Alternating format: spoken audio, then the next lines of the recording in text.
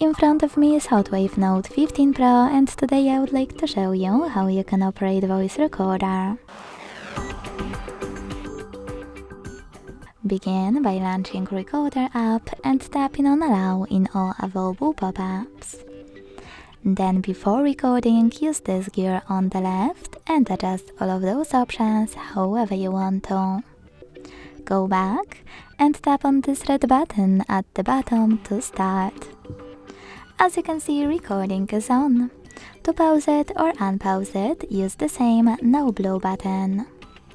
To add a bookmark, unpause it and click on left one.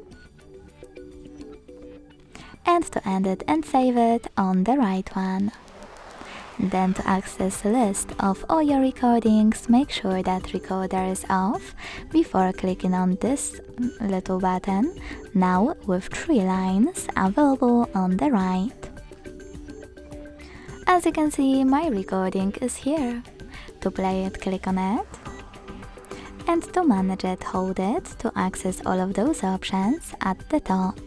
You can share it, delete it, or click on those 3 dots at the top right corner to, for example, rename it. Thanks so much for watching. If you enjoyed this video, don't forget to leave a like, comment and subscribe. Bye!